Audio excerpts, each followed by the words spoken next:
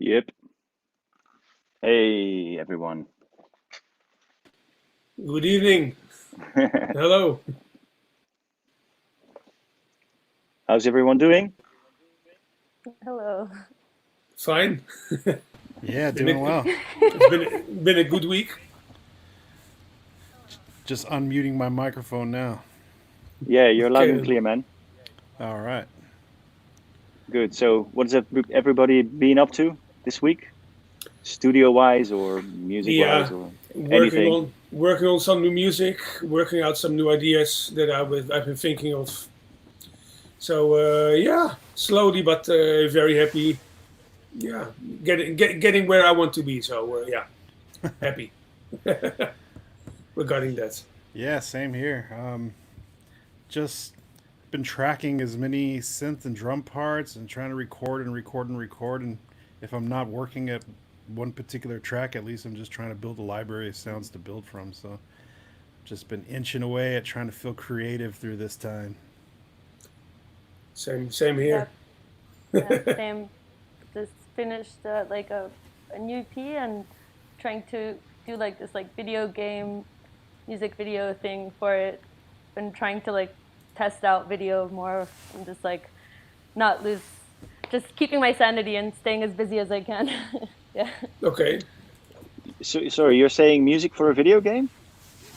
No, I'm not trying to make a video game music video. Like just like Ah, okay, okay. yeah, Okay. just trying to like rework, the traditional sort of outlook and mindset of music videos, I guess. Okay. Oh, Are you doing Yeah. that yourself? The What? video design and stuff?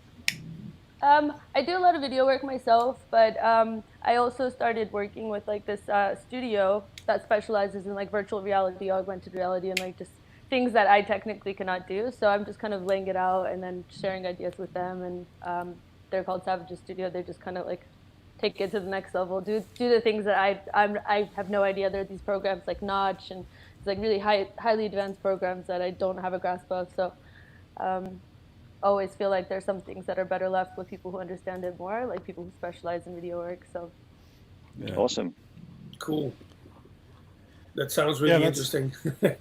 that is actually really cool. I myself, and since this lockdown has happened, is actually I've tried to just like hit YouTube and Mhm. try to learn new software in other realms other than music as much as possible. Like Final Cut was one that I took a I watched a couple videos on and was trying to edit some video and learn get better grasp on that. And that's some other application called DaVinci Roll, which is like a node based application similar to React or something. Just trying to geek out and try to learn stuff while I got time, you know. Yeah. DaVinci Roll? The application it's DaVinci Resolve. Sorry. Okay. Yeah. I've heard from that. Yeah. Yeah, it seems to be like it's a little bit light on the editing side, but it seems to have a lot of like color correction, video mastering type stuff. But the effects section is really interesting because it's node based, very similar to Reactor, where you just have all these little nodes and you can put them in there and draw and Hmm. attach lines and do stuff. And there's some Like incredible tutorials. like So Touch Designer. yeah, exactly. Yeah, yeah, okay. Yeah. Is it freeware? Yeah, it's absolutely 100% free, and I think there's like a paid version of it which has a bunch of 3D modeling features and VR kind of yeah, scaping stuff like that. But I haven't jumped into that. I just got the free version, which seems to be more than sufficient. So Cool. Sounds yeah, great. Are there any audio yeah. It's features in there? So can you make it react to sound or something? no, I haven't been able to Okay. find Okay. that because it's definitely not as creative in terms of like how Touch Designer is, where it's very much Hmm. like audio visual music. It's very much studio level video mastering editing suite type stuff. You know. Yep. Okay. Oh, Yeah. nice. I've used Final Cut Pro. It's a really good software and something I do because I'm not a professional like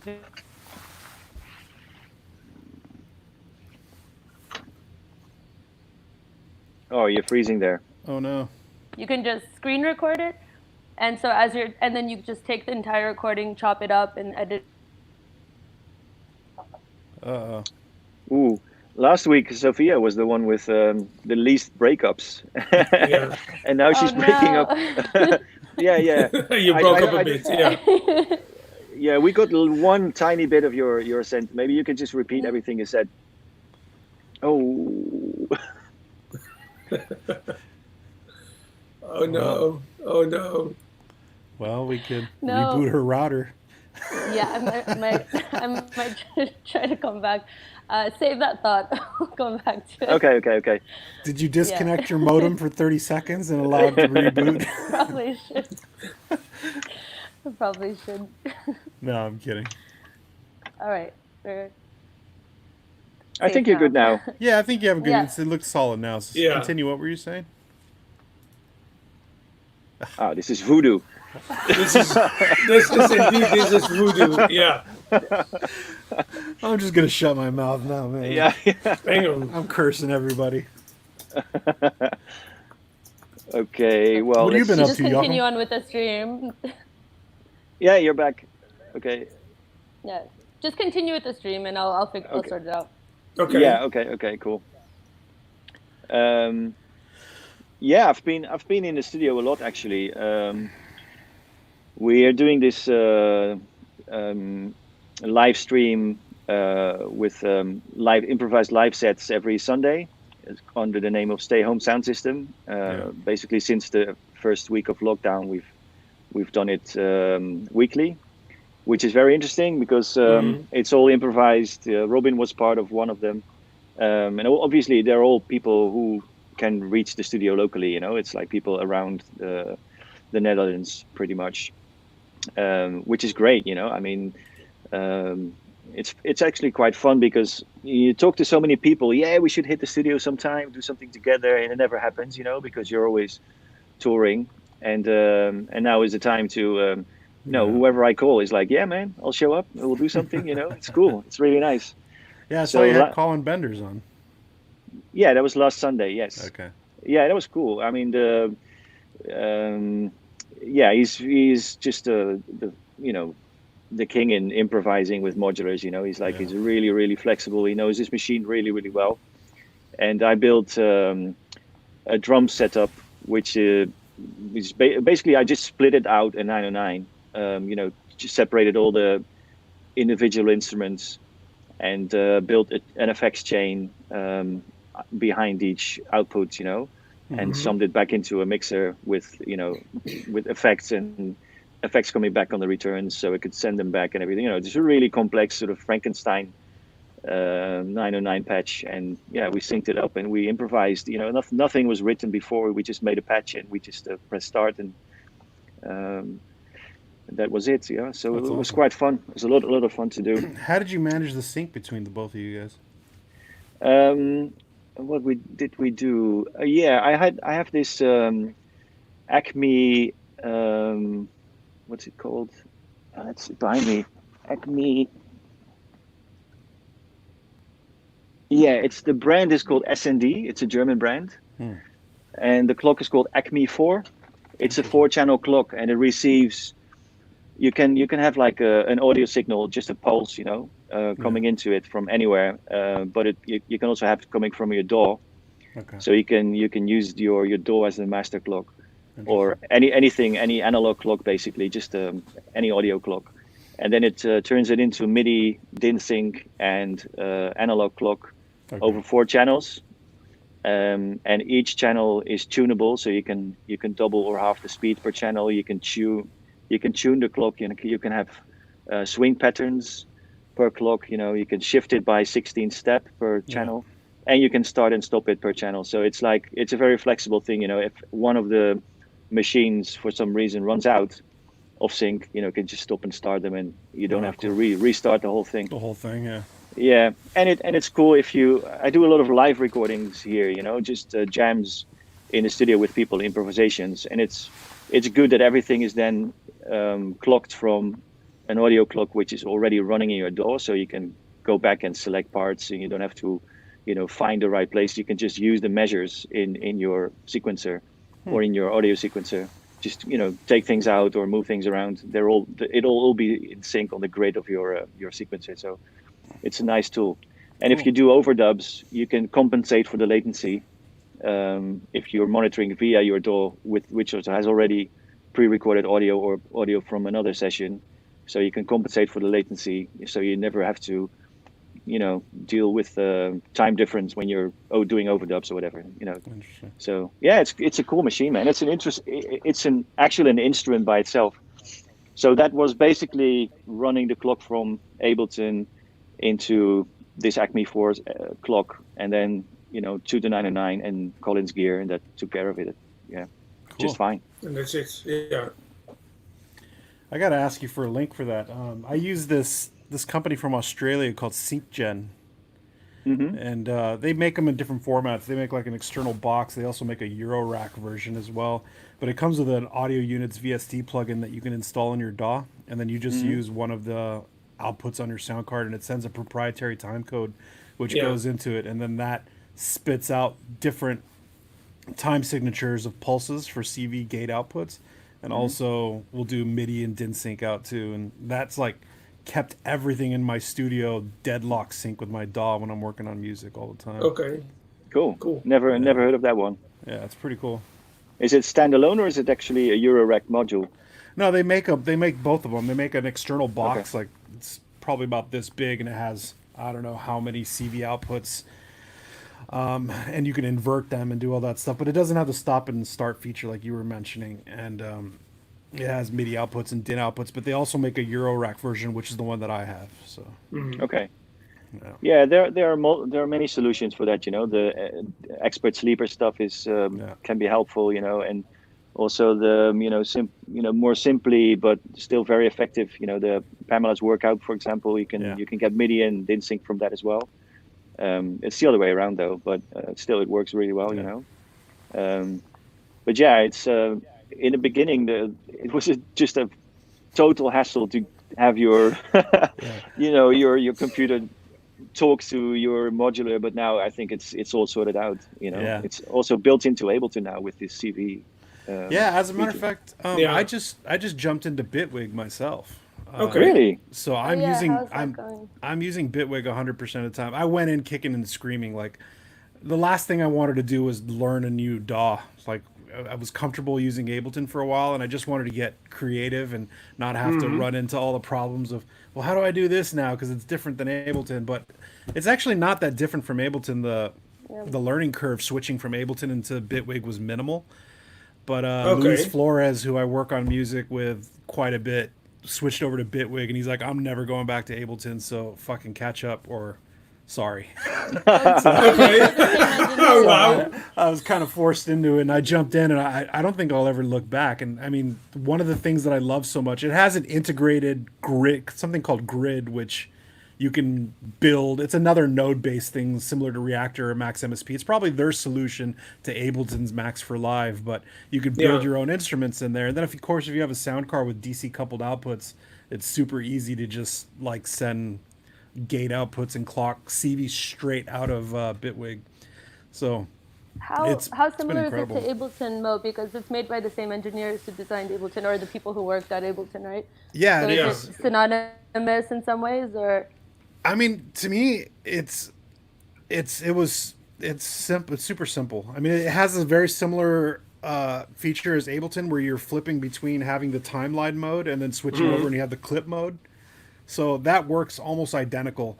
The only thing that's really particularly different is just like where buttons are, like, the browser's on the right side instead of the left Right, side, sure, and the like, right. opening up a plugin, the icon is on the bottom instead of the top. And like when you have muscle memory, like super used to Ableton, you always like kind of mess up that stuff. But once you get around it, the learning curve is super easy, and it's been great.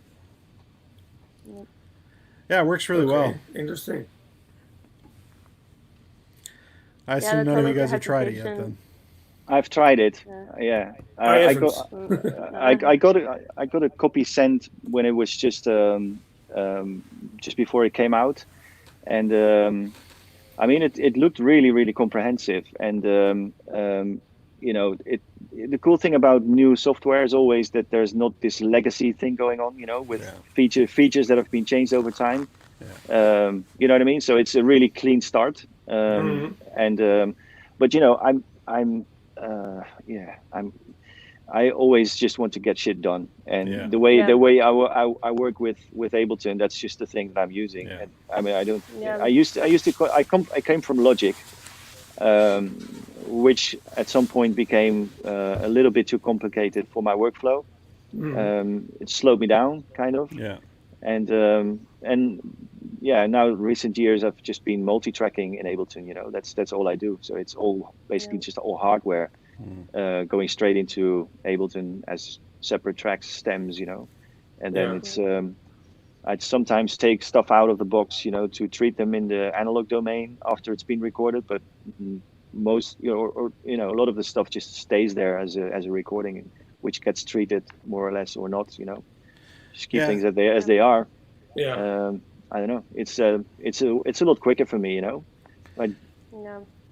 That was my I'm primary still main on Logic. concern of switching over as well. Was, I mean, just having to learn something new was just going to slow me down in the creative process. But I think once I got over the hump, it was super easy. And I think one of the things that really helped me transition more than anything was that I started to discover tools that was opening doors and creative ideas for me that I wasn't finding inside of Ableton. And I'm sure there are solutions for it in Ableton, but they have all these little individual modulation nodes that you can add in between any plugin chain inside of. Yeah, that's amazing. Yeah, you need Max for Live to do that in Ableton, but Exactly. in Bitwig it's part of the program. That's what I wanted the to say. interface. That's what I'm doing in Max for Live now. You have this thing called LFO in Ableton. Yeah. And I'm using that on. If I use stuff from Ableton, like EQs or filters or whatever, I very often use some kind of LFO to manipulate stuff. Exactly. Either in a big way or in a small way. But yeah, I use it a lot at this moment. Yeah, and they have like LFOs and step sequencers and things that you can really like manipulate multiple different parameters on a VST plugin with just like one individual node. So like it started to just kind of open up creative doors of weird shit that was happening. And I think that's what inspired me always about using hardware was like, you know, all these happy accidents that was like, oh shit, I didn't even mean to do that, but that's incredible, record it. Yeah. And I haven't had that kind of experience with just software in a long time, and I think I rediscovered it with Bitwig. So I was happy with That's that. cool. Yeah.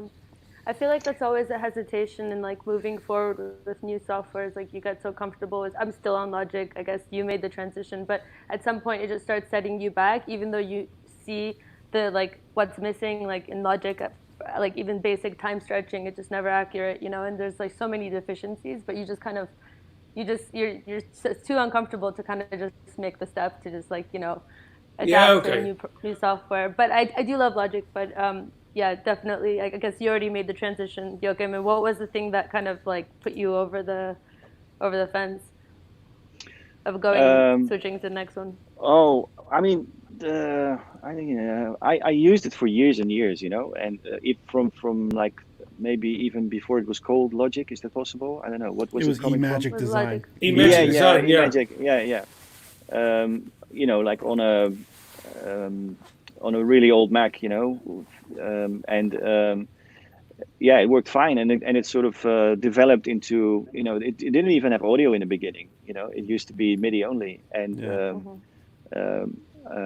yeah, at some point, I don't know, Ableton was announced, and I thought, okay, this sounds really interesting, especially because of that feature of sort of elastic audio, because I was, you know, doing more and more with not just, you know, using MIDI file and, you know, making MIDI sequences and sending it out to your hardware, but it also, you know, recording it back into your sequencer, basically into Logic. And it wasn't that flexible at the time, you know. And when Ableton came out, it sort of, yeah, it was much more flexible, and in that sense, you know, in using audio. But I must say, for a while, especially the earlier versions of Ableton sounded pretty crappy, to be honest. You know, the summing wasn't as good as in Logic or Pro Tools, and Yeah, true. you know, the built-in effects were, you know, they worked, you know, but they weren't as defined and high resolution as in Logic. So for a while, I recorded stuff and, you know, wrote stuff in Ableton because it was so quick. You know, you could put things together really quickly, and then transfer the stems back to Logic for mixing. That's what I did for a while, but it became a hassle. Yeah. And then so I mean, I have no fixed way of working. I just Yeah. do whatever whatever seems the best way to do it at the moment. For each project. That's cool. Are you Yeah. also using Ableton yourself, Robin? Yeah, I let's see. Back in the day, I started with the MPC because I always my goal with making music was always to perform it live. That's how I started. I always started playing live, Yeah. and then I thought, okay, I wanted to like really build tracks using a computer as well. So then I bought a version of Micro Logic that I never really felt comfortable with. And then Ableton came out with version 4, which was the first version that implemented MIDI. And then I switched to Ableton.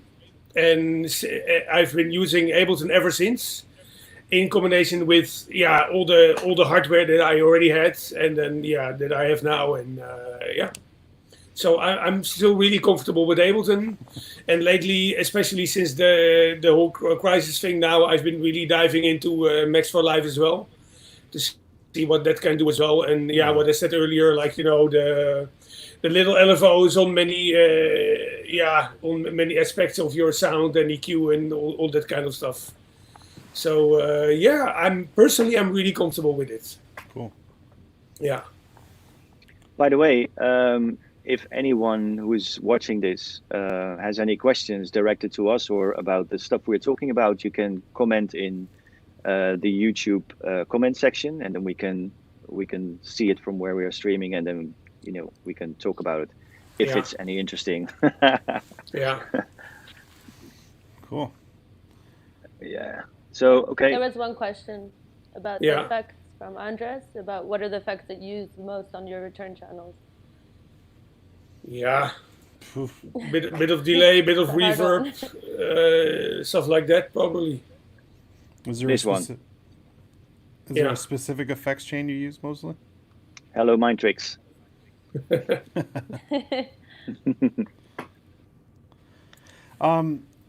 I think I still use a lot of effects in the box still. I don't really have that many external effects processors, other than like a handful of pedals, like a Blue Sky or Time Factor or something like that, which usually I have on the auxiliary sends and returns of my mixer, where that all the hardware goes into before it goes into my computer, and I'll just add a little bit of a wet signal to certain things, which obviously causes problems in the future of mixing because it's already printed the audio and I can't like really separate the effects. But for the most part, I just really started to dive deep into Malda Productions plugins. I don't know if you guys are familiar with their stuff. No, what's that? A little bit, but go on. Shit. Maybe I'm giving away a secret weapon over here. Oh, it's just 3 other people listening to you, Mo. No, actually, it's funny because Louise turned me on to this stuff too, and it's a whole suite of plugins. I think the whole suite on their website is like almost $3,000, but they're incredibly powerful effect systems.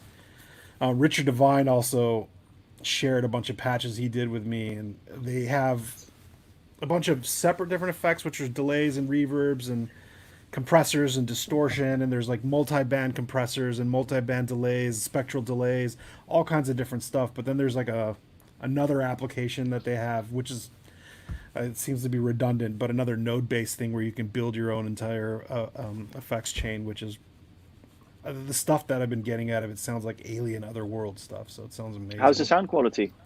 Sounds great. Okay. It's really, really high end. If you guys get a chance, check out their website. So I could sell my appetites then. Wow. I mean, if you want to sell them to me at a discount price, I'll buy them off you. I've always wanted an H8000. I just never could take the plunge and buy one. Yeah, well, I will. Yeah, I love the hardware. The big appetite boxes. But especially for the reason that you can completely make your own change. Inside the machine.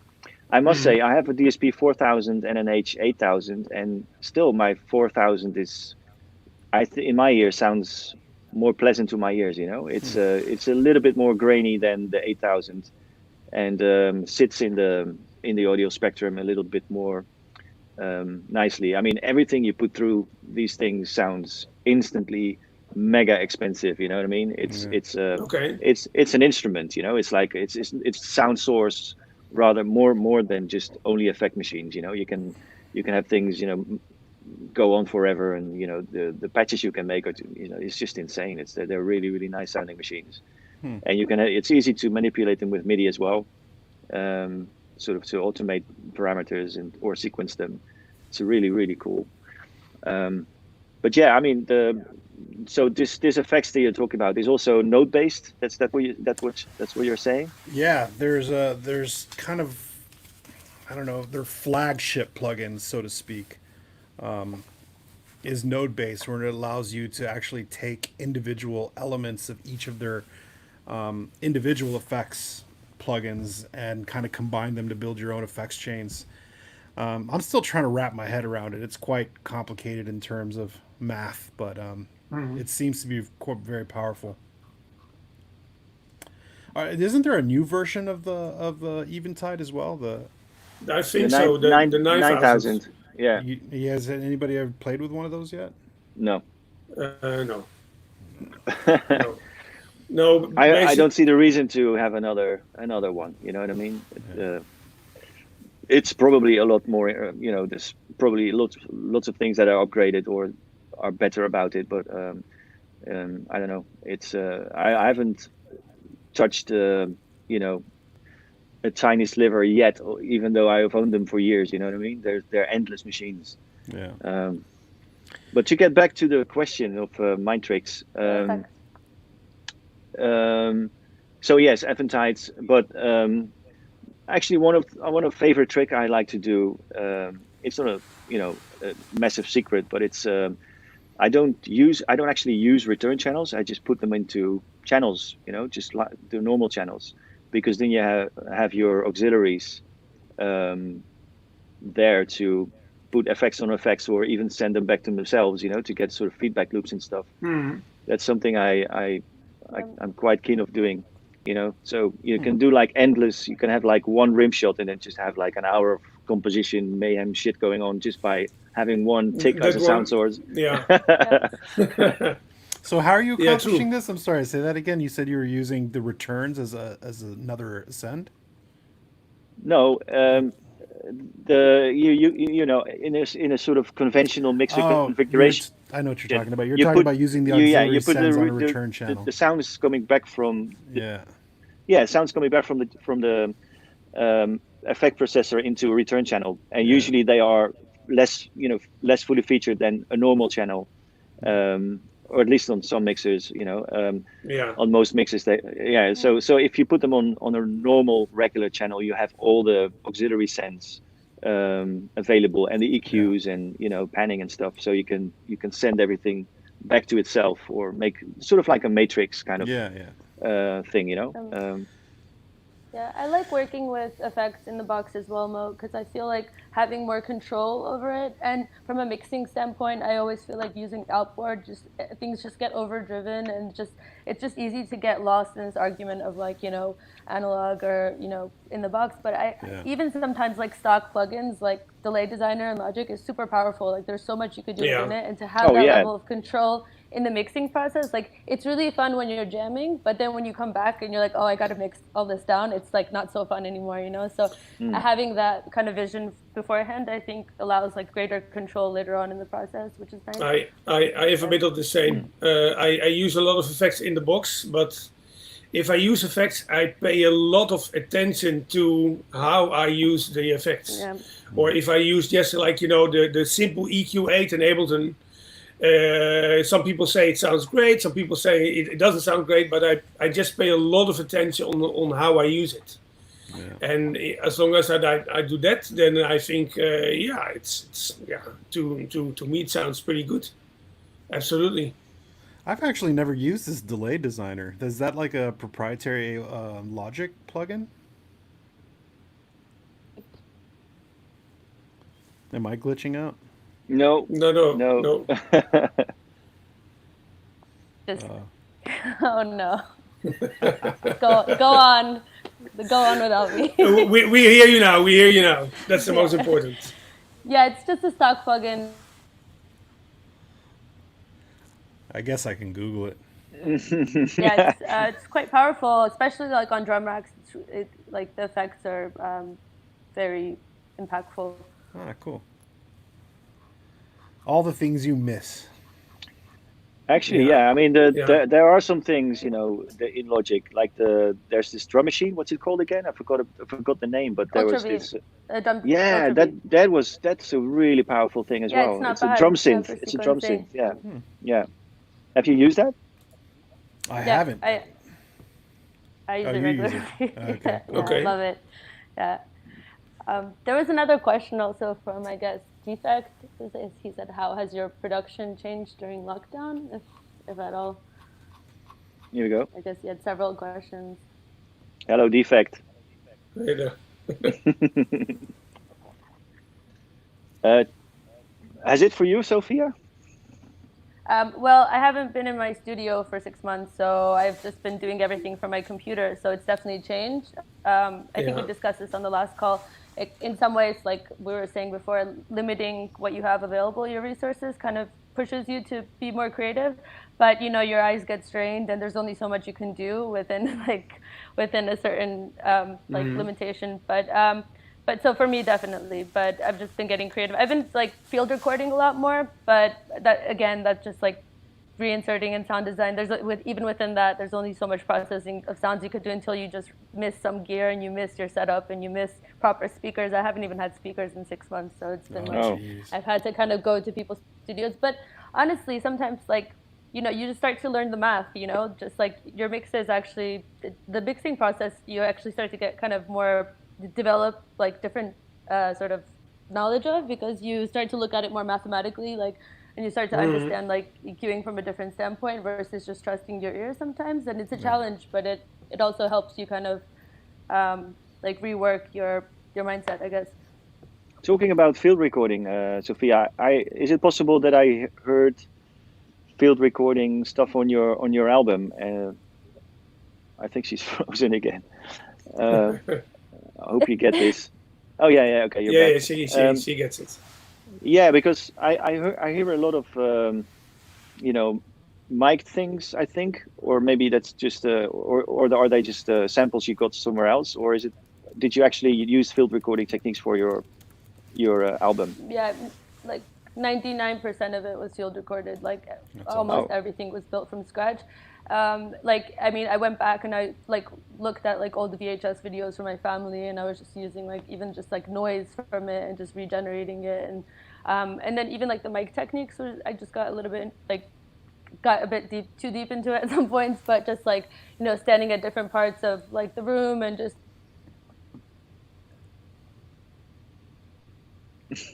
Oh no, you got me at the end of my chair.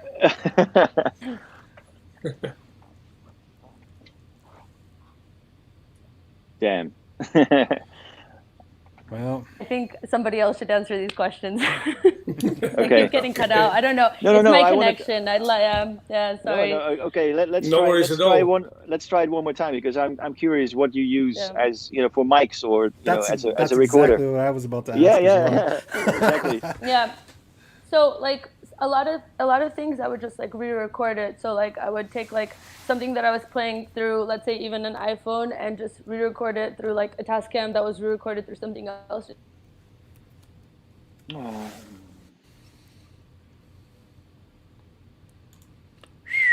Yeah, maybe Sophia should just reconnect, you know, drop out and reconnect. Yeah. Anyway, so Mo, have you done that as well? Because you were curious about what mics Sophia was using.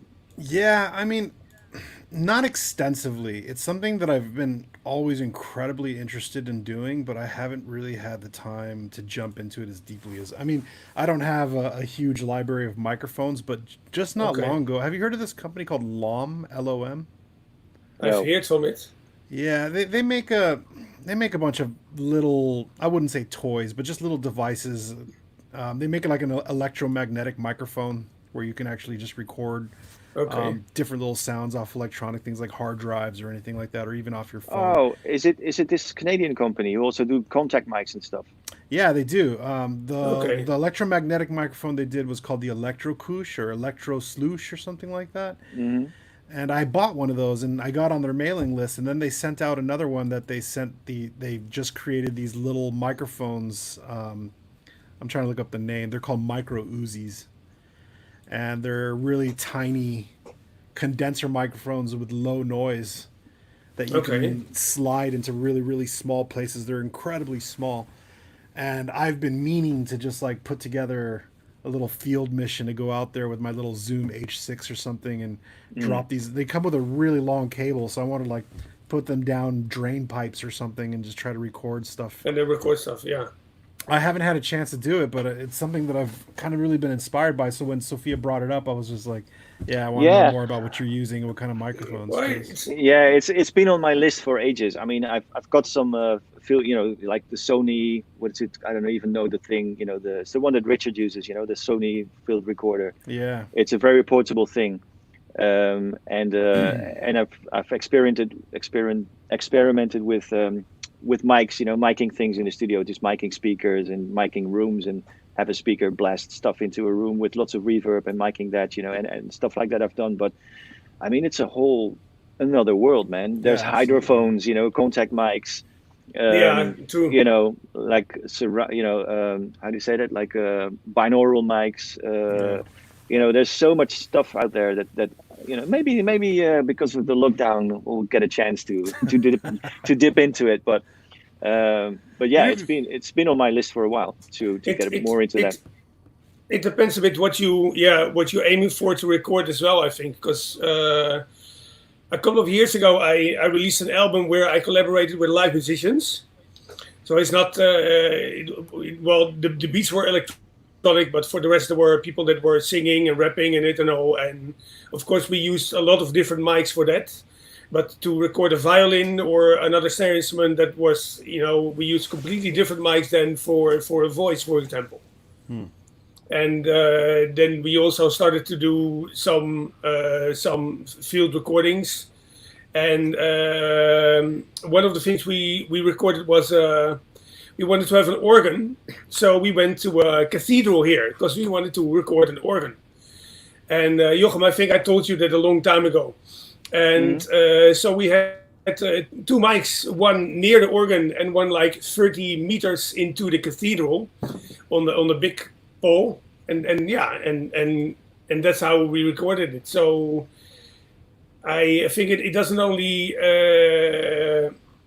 maybe it doesn't even matter so much what kind of mic you have, but also like there's so much possibility to what you can do with it, so many different things.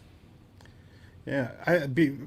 Before 9/11, my full-time job was working in recording studios, and I was kind of a low-level position in the studio, tracking bands and musicians who were coming into the studio. So there was a main engineer who was all a part of mixing and EQing and mastering all the tracks were recorded. But my job was to basically come in and set up all the microphones on the drum sets, Okay. in the vocal Awesome. booths and everything. So that studio that I worked at had like an extensive library of microphones. Like, we put RE20s on the kick drums and dynamic microphones on the snare drums, and have overhead condenser microphones to record the room and all that stuff. And you guys had those Neumann mics as well, like those. I've seen them from like maybe like $4,000 or something like that. Crazy. Yeah, I actually still have a Neumann TLM 170. Seriously, okay, somewhere around awesome. here, which Awesome. I got from that studio. They actually donated it to me, but Okay.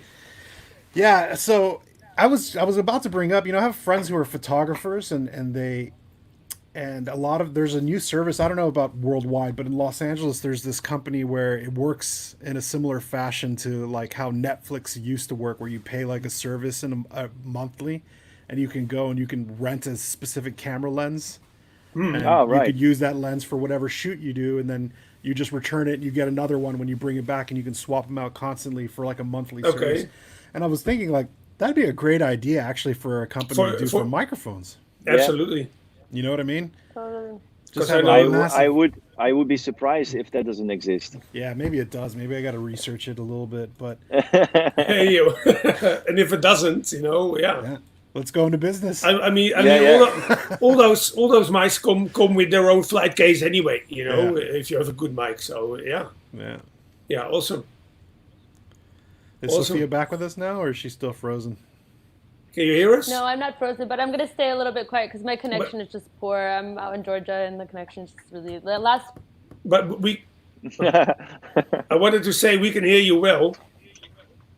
Yeah, you guys can just kind of Okay. continue. I'll chime in when I can, but Okay. don't want to delay the conversation. Yeah. Okay. I wish I was in the Georgian mountains. Yeah. Actually, it's I can't funny. complain. And Yeah, it's funny because the last time I spoke to Sophia, I was in Berlin. I was just about to come out to your studio, Joachim, and it was right before the lockdown. I was about to fly back to LA, and I remember I had talked to Sophia. She was saying she was trying to find a flight back, and it seems like I got out of Europe and back into the States, and she didn't. So, No. and now here we are. Now here we are. Yeah. well, Yeah, it's good you managed to get out. Yeah. I finally found a flight back, but yeah. it's funny that I say like I made it out, but I feel like it's like the other way. Like I was flying into the fucking shit zone instead of actually like going back to safety. It's like we're flying into the war. Yeah, it was 2 weeks behind, right? Yeah. It's sort of, I think so too. Yeah. yeah. Yeah. Wow. So, any other questions? I think there are some suggestions for microphone Okay. rental services. Yeah, thanks for the suggestions. Well, there you go. We'll check it out. So Yeah. good to know. Joachim, are you still using the Kyma system? Kyma, yeah. I haven't got it set up right now, but I still have it. Yeah, and since I've been in this room, I've played around with it again a couple of times. But yeah, it's one of these things that you have to really sort of dedicate time to and get into it. What kind of system? What does it do? Kyma system. It's a DSP system which has an external hardware processor. So basically, you have an interface on your Mac or PC, which is very similar to, for example, Reactor or Max MSP. So it's like node based. You just connect stuff, and then you build your own instruments. The elements are a bit more fully featured than in Max MSP. They're actually like ready to use oscillators or filters or whatever. But there's all these really exotic things as well, like morphing units and time stretching things, FFT, all that sort of like really demanding DSP stuff that on a computer, if you would just run it on a normal computer, it would kind of break it up, would cause artifacts because it's so processor intensive. But the hardware takes care of the processing. So basically, you run it from your computer, and it interfaces with absolutely everything. You can use you can use nunchucks or like all kinds of really sort of exotic input devices to influence what's going on there. It's used a lot in the academic world as well as in the sound design world. Like people who make sound design for movies or adverts or special effects and stuff like that. Few of the famous examples are like the voice of Wally or Star Wars sound effects. There's Kyma is heavily involved in that kind of stuff. But you can also use it in a more structured, time-based method that's got a timeline. You can make entire compositions within the system. Wow. But it sounds very, very detailed. It's like it almost sounds analog, even though it's digital. It's got a very warm, present sound.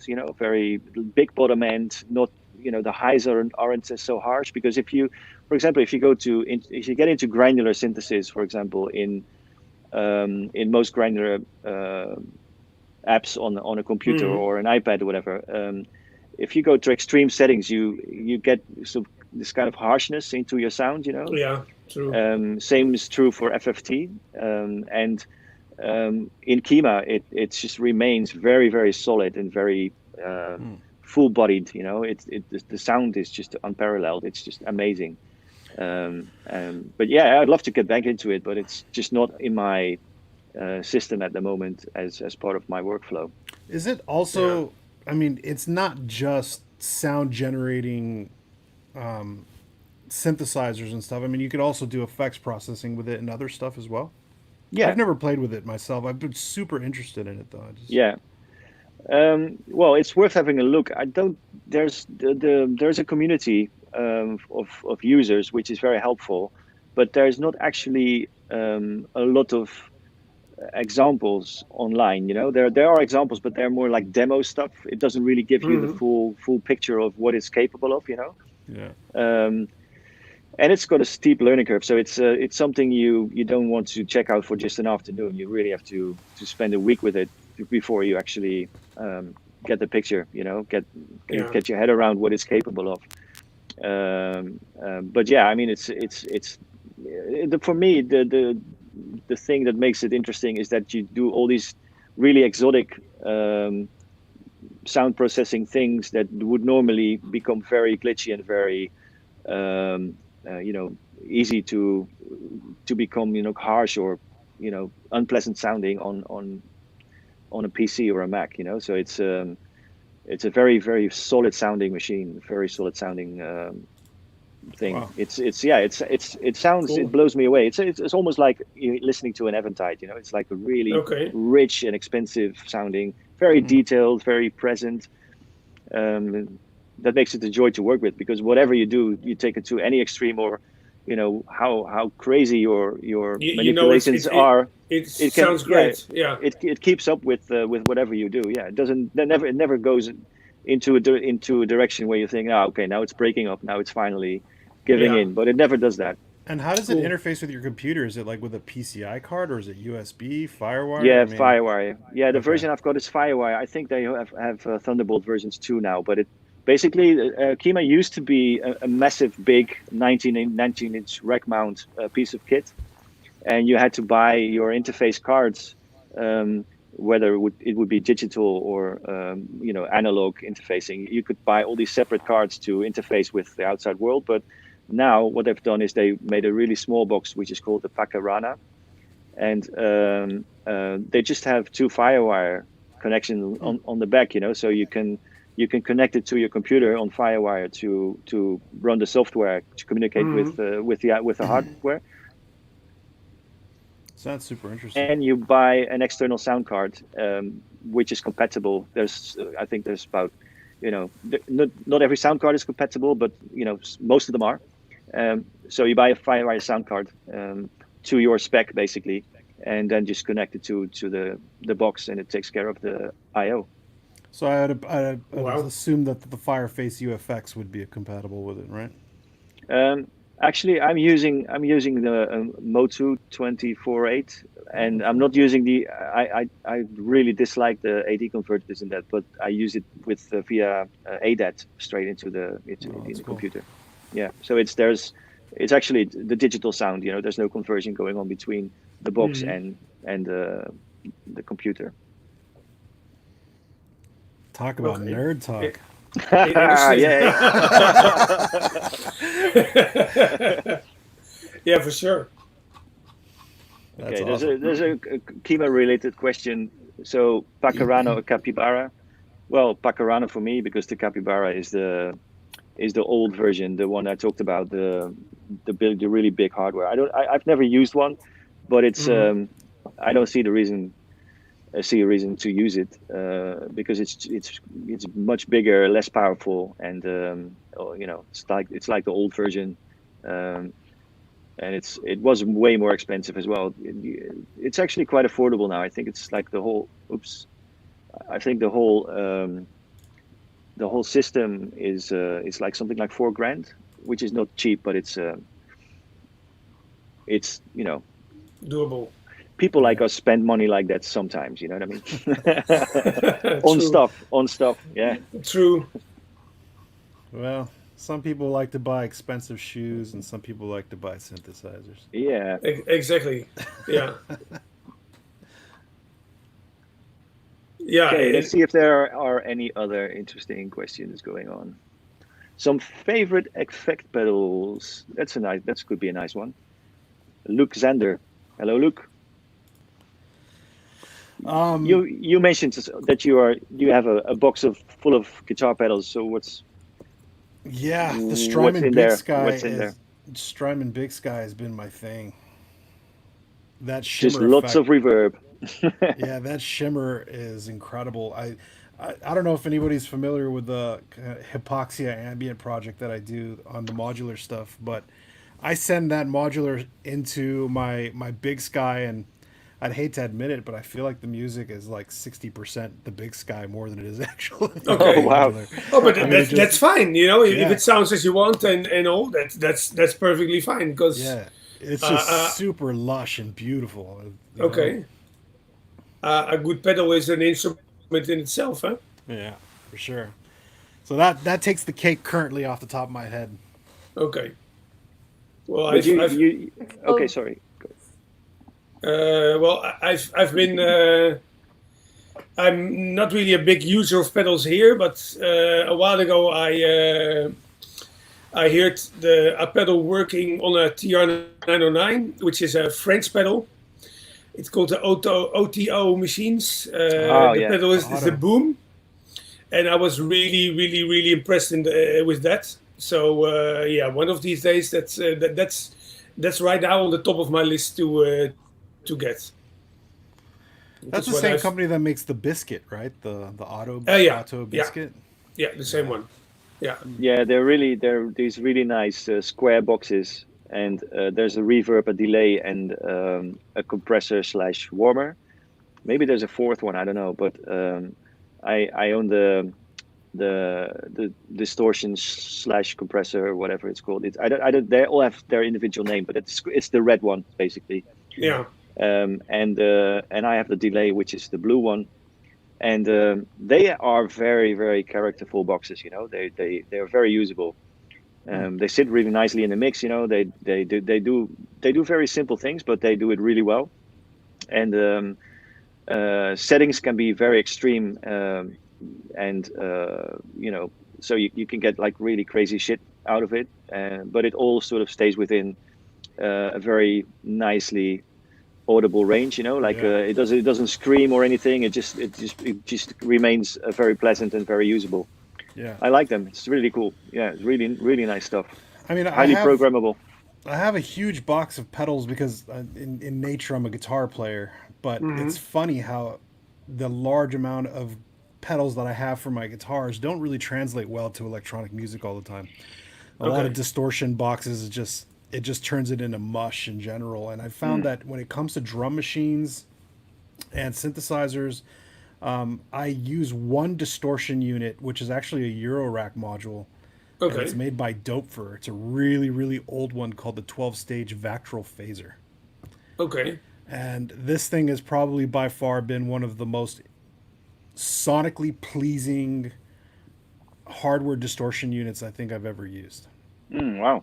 Yeah, it's Okay. got Interesting. it got 12 individual stages inside of it, and you can actually patch internally inside the module alone, and the feedback that just comes out of it, it's mind blowing. You really got to try it. The problem is that it's a really old Dopefer module and it's really deep. So a lot of modern cases that people have these days that are kind of really shallow, it doesn't Oh, fit yeah. Doesn't fit inside anymore. of. Yeah. Yeah. And I really hope that someone like takes a look. I don't know if Dopefer is still making them or not, but people should really take a good look at this module because it's unlike anything I've heard before. Okay. Cool. Interesting. Let's give Sophia a chance. Is she back with us now? yeah. Yeah, if I can, hopefully it can last my connection. Guitar pedals. I use Octavius Octafuzz quite frequently, but it kind of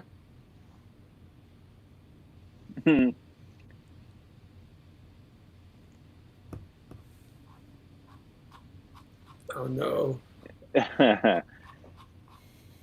Georgia, 10 points. I feel like breakdancing.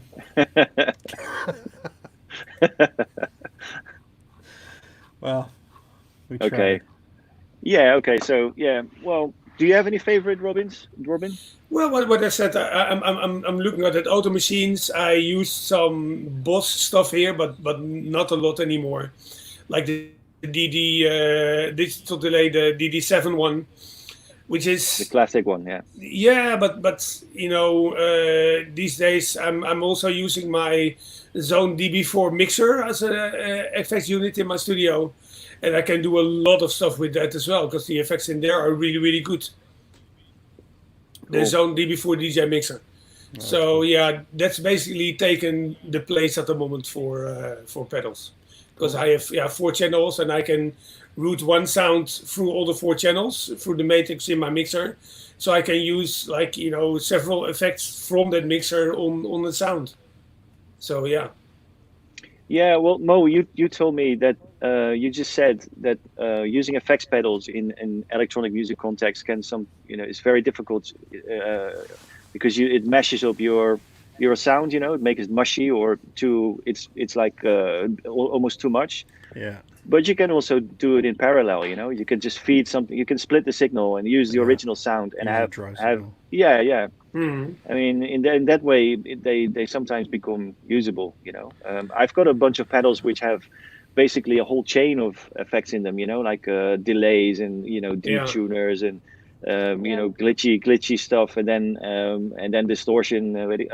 Like crazy shit. But anything you put into it it almost doesn't matter what your source signal is. It always sounds the same, or not the same, but it just becomes this one big wall of sound.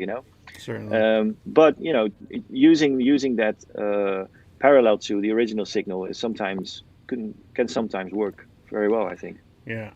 Yeah, I just find that there's some distortion pedals that just seem to just block music, or you just get like, it's just like, Yeah. A square wave. yeah, So just Max is a Okay. And, I mean, I find that there's some pedals that handle the dynamics of a drum machine or a synthesizer better than others, but it seems out of my collection of guitar pedals, like I have a lot of old Boss pedals too, like Metal Zones, and which is like the MT5 is that one guitar pedal that every guitar player loves and hates at the exact same time. And Okay. a series of different fuzz pedals and stuff like that, and some of them you can get some really good dynamic sounds out of, and then there's just some pedals that it falls short Yeah. for me. But it could be just being me. I don't know. Maybe I hand it to you guys and you make magic with it. So Well, you're right. They're not there. On electronic sources, they can be very crude, yeah, but it is a fun way. I like the process. I think that's what I like about it. I just like outputs of a drum machine or a synth, Oh, and no. it just make chains of stuff. Am I breaking up now? yeah. Are you in the mountains of Georgia too? Yeah. Oh, fantastic. oh no. Yeah, don't No, don't you're know. fine. It's happening. It's happening to everyone. You're fine. You're fine. You're coming through clear. I think the whole internet is broken these days. Yeah. Everybody's streaming. Yeah, probably. Yeah, it's that. Yeah, past a certain time, it starts to smooth out, but Yeah. everyone's But yeah, online. what I said, it was I like the process, of using pedals. They can sound very crude sometimes, but it's just fun to split out a drum machine or some sound source and just make chains of stuff happening, and it gives you instant access to so many parameters, which could radically change your sound with just a Yeah. few twists of knobs, which I think which is fun. It's a very quick way of going from one extreme to the other in just a handful of changes, and yeah, I think that's I like that process, but it does become very wall of sound ish very Yeah. quickly. Yeah. Totally. Well, I think that's. Yeah. I think that's. I think a lot of us. I don't know. Maybe you guys can relate to it or not, but probably went through a phase at some point where you go back from software to hardware over the decades, and I don't know. in this new resurgence that maybe popped up in the last 10 years or so, where hardware is kind of like becoming more and more popular than it was in the mid 2000s or early 2000s. I think a lot of people discovered that the process was half the fun of making music in general. Absolutely. Yeah, Yeah. absolutely. And I think when you're in the box all the time and working on a computer, you can kind of lose touch with that. Because at the end of the day, really, like, none of this is needed. You know, we have this stuff because we want it. I don't think we necessarily need it. Yeah. You know what I mean? Gear lust. Yeah, and if Yeah. you have a computer and a couple plugins, you can make music just as well and experiment and have fun with it too. But I think the tactile, physical product holding in your hands and experimenting and kind of the process of making music and interacting with an instrument brings out a whole new level of creativity. That's Well, what I think as well. it's Yeah. also in the relation you have with your instrument, because a screen is a screen is a screen, you know, and you don't really develop a relationship with it, because you know, and also the physical process is different, because if you use hardware, you tend to, you know, walk around a lot more, and, you know, move a little. You are more animated, as opposed to sitting behind a screen and just watching in one direction all the time, having Yeah. your finger click away. I mean, there's nothing wrong with it. I mean, I've done entire albums or productions inside the box, you know, but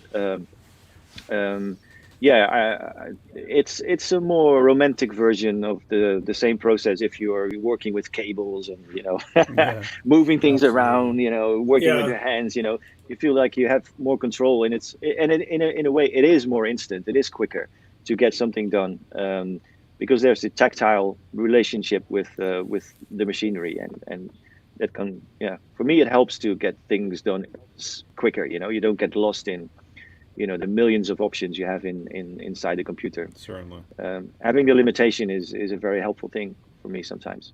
Yeah. Yeah. And Robin, you mostly perform live, correct? Like with Well, that's how I started. You know, Yeah. I always wanted to play live, though, like a live act in you know, techno music. So that's how I started, and I've been doing that for, let's see, I've been solely doing that for like 17 years, and then I started doing hybrid sets as well, like in my live environment, but then also with music from other people as well. And I've been doing that for only since 2017. So, but before that, I only played live. Yeah, and I never had the urge to DJ or to play vinyl or something. Sure. I've never had it. I only wanted to work with yeah, with the machines, and yeah, and improvise in a live environment. No, that's super cool. That's what I that's how I started. Yeah. Are you still doing this belief defect thing with Louise? Yeah. How's that going? More than anything, I think it's kind of one of our primary focuses. I think I spend the largest majority of the time working on music for that more than anything. We're currently working on a second album. Cool. I don't think there's a release date or a finish date anywhere in the works, but we have quite a bit of material ready.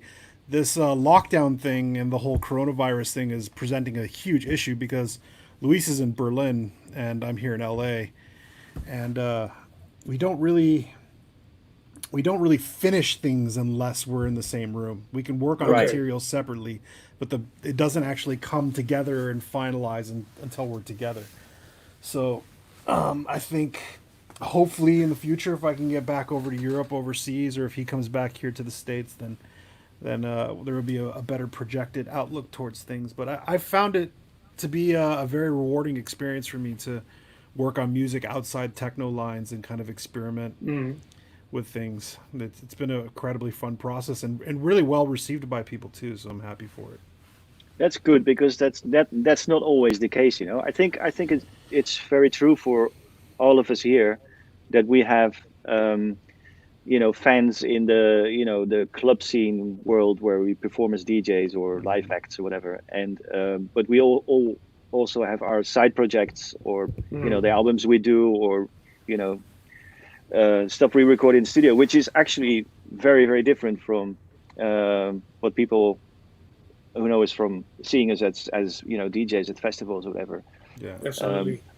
And it's good to hear that that album was received very well. Do you think it's? Do you have a feeling that it's that it reached the same people, or did you tap into a different kind of scene with that? I think we tapped into a different scene because when we first released the album, we never mentioned to anybody that it was us.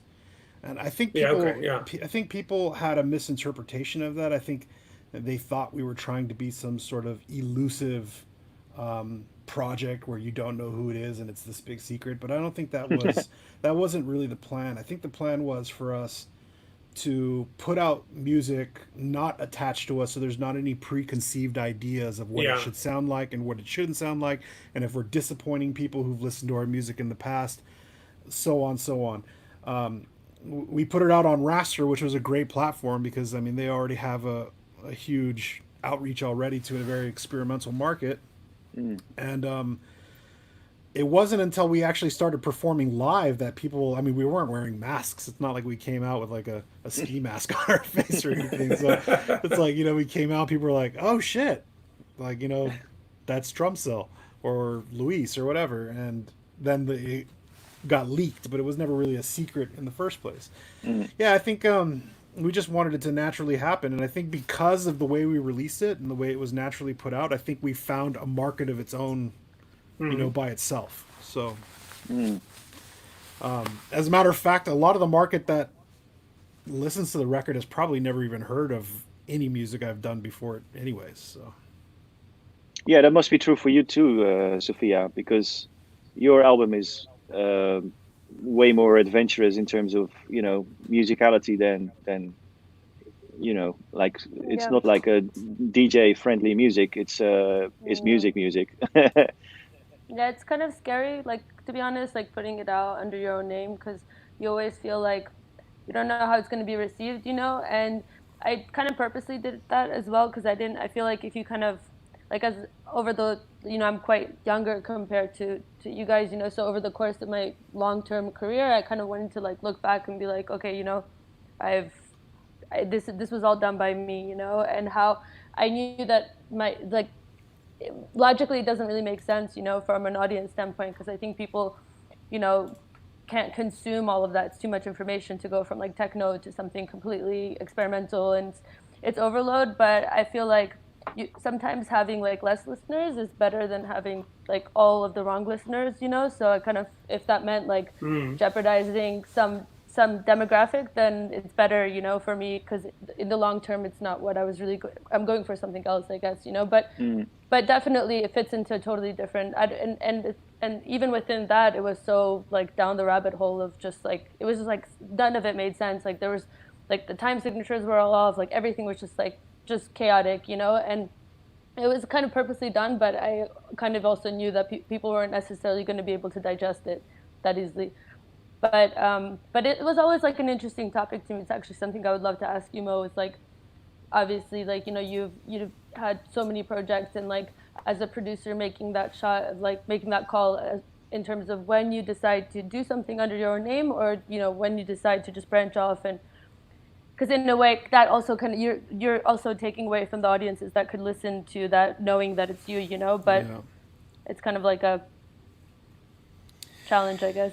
Yeah, it's definitely a challenge. I think I'd be lying if I didn't admit to the fact that when we released the Belief Defect record, there wasn't some anxiety hidden inside of me feeling like, oh, maybe if I promote it through my usual channels, it'll be heard from a larger audience than if not, or something like that. But at the same time, I think I just really had to trust the music and just say, you know what, I believe in this album a lot, and we poured our fucking hearts into that record as much as we could, and I'm just going to put it out, and I just hope that it finds its way.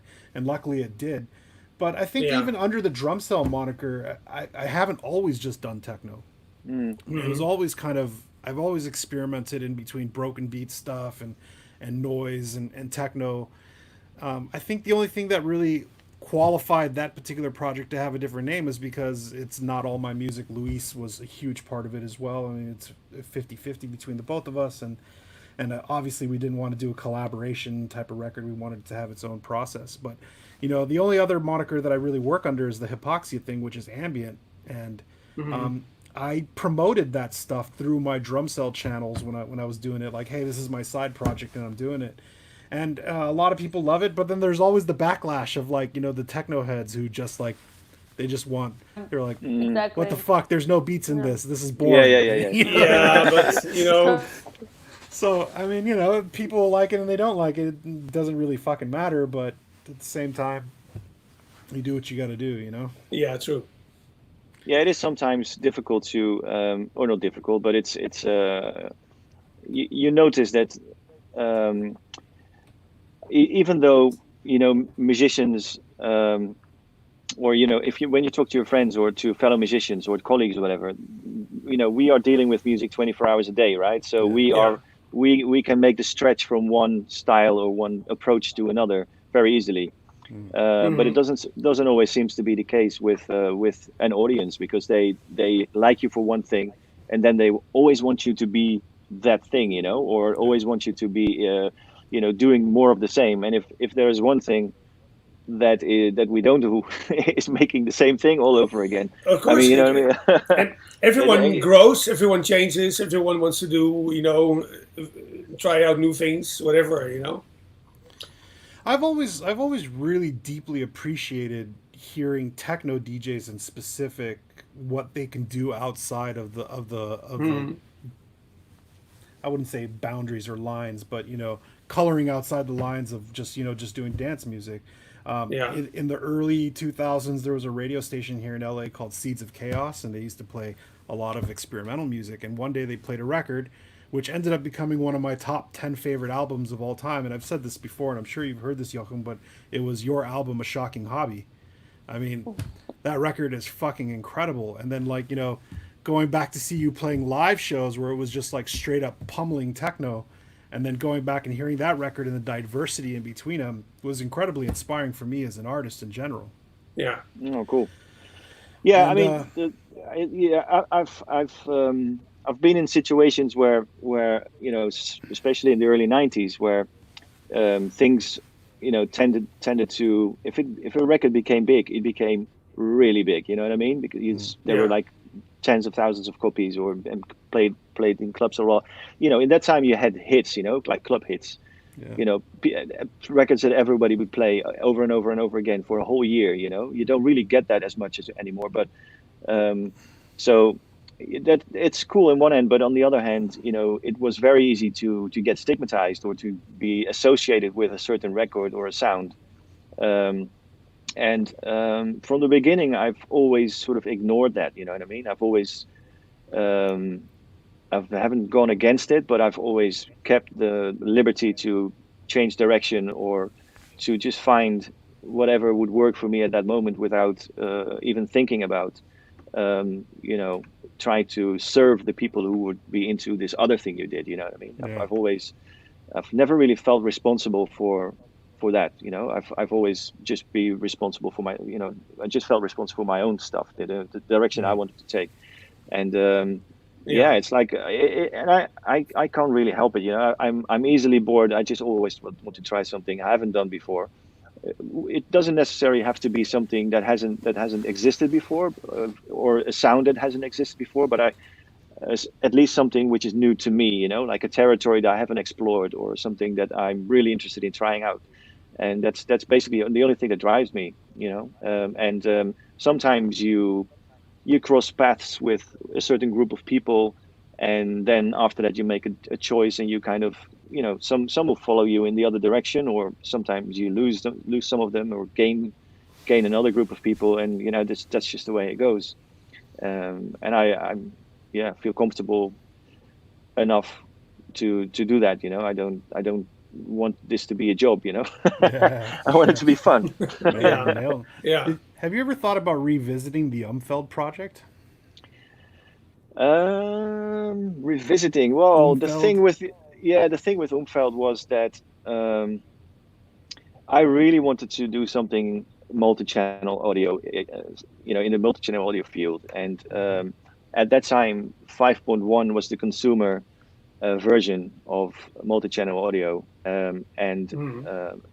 basically all you could get was like Hollywood movies or really fucking crazy academic type stuff, made at universities or very experimental, um, you know, projects, in the academic world. And I thought, why don't I?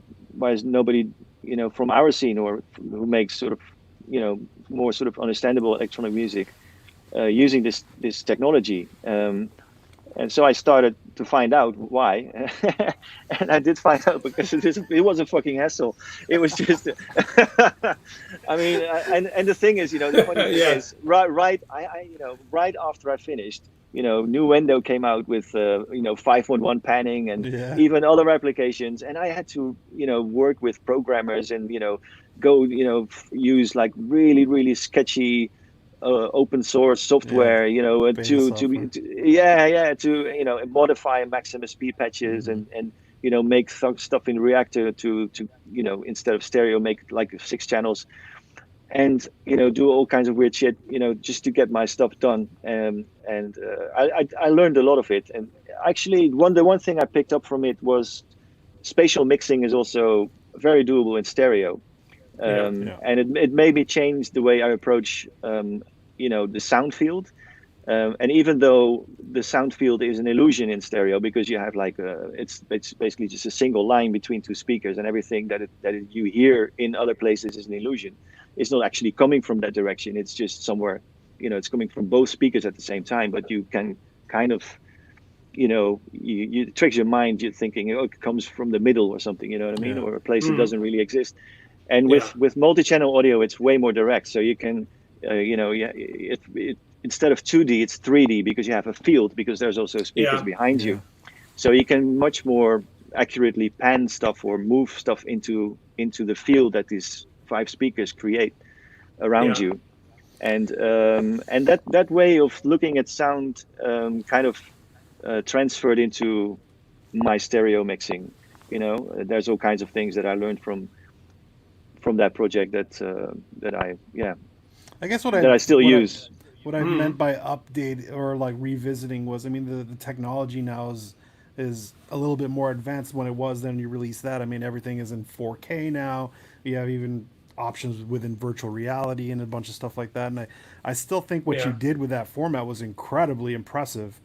And it'd be interesting to see what you do with what's available now. Oh, I don't have a 5.1 setup at the moment, but and it's not on my list. Yeah. Right now yeah. I mean, maybe I'll do something again. But the thing is, it's such a difficult thing to consume because who has a 5.1 setup? That's And true. Yeah. even the people who do, they've all have it set up in a completely wrong way. You know what I mean? They have their center somewhere, way too much in the back, and the rear speakers, on the ceiling or whatever. Uh, Yeah. so it's never calibrated, and plus you have to deal with listening to something like that, with a larger group of people who can not always be in the sweet spot at the same time. Yeah. You know what I mean? So it's for touring it was a challenge, but also even just for individual listening, you cannot trust, it Yeah. it gets the, you do all this extra work, and there's all this extra, effort to make something very spatially interesting, and then there's really very few people who can actually hear how you've imagined it. So it's, Yeah. yeah, it's Yeah.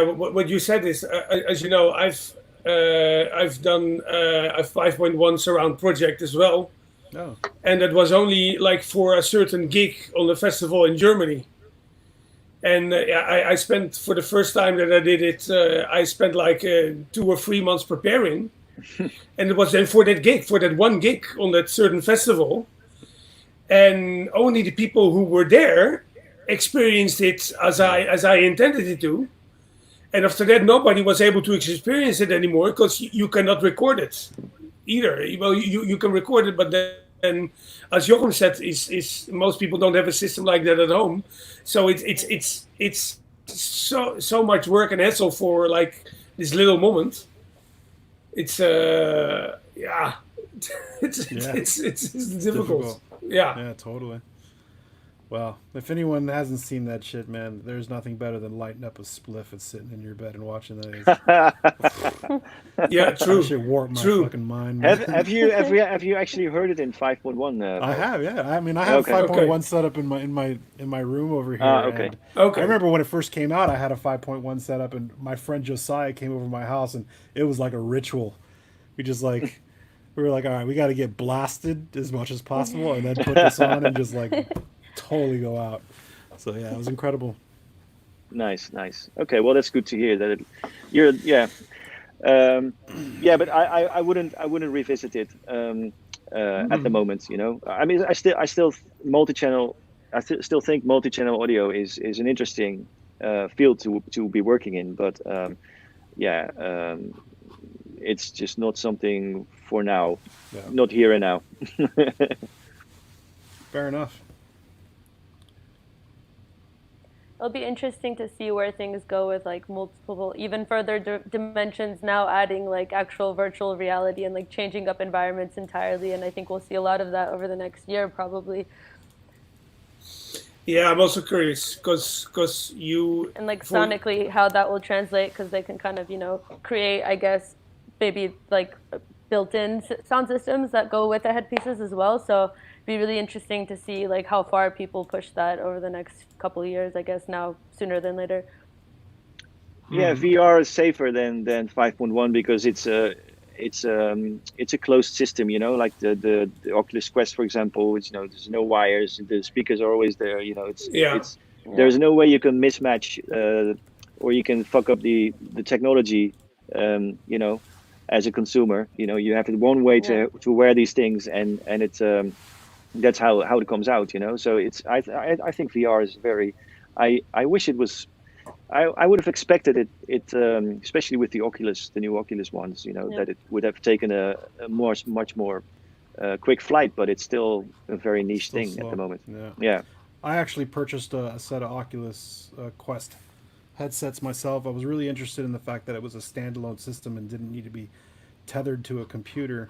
Graphically, I think it's still a little bit weak, but yeah, it's like the Nintendo Wii for VR. You know what I mean? It's like exactly. It's low tech, but it has the full experience, and it does what it promises. You know, it's not super definition, but it's a very good experience. Absolutely, yeah. It's very much fun, and it's Unfortunately, I think Facebook said that if this didn't hit the numbers that they had expected it to hit, that they probably weren't going to continue to develop them.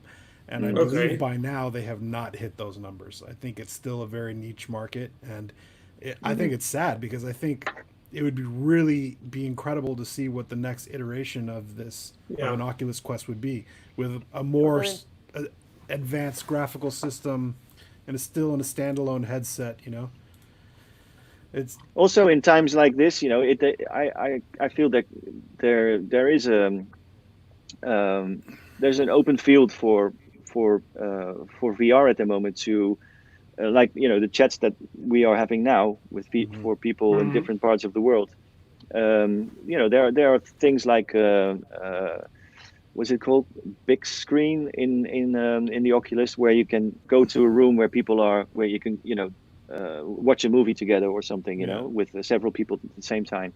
I mean, it's a really well, not because, you know, watching a movie with 4 people is so much fun, but I mean, the social aspect of VR could be, you know, something that could be like looked into, you know, to connect people and to maybe for education or collaboration or whatever. Absolutely. You know.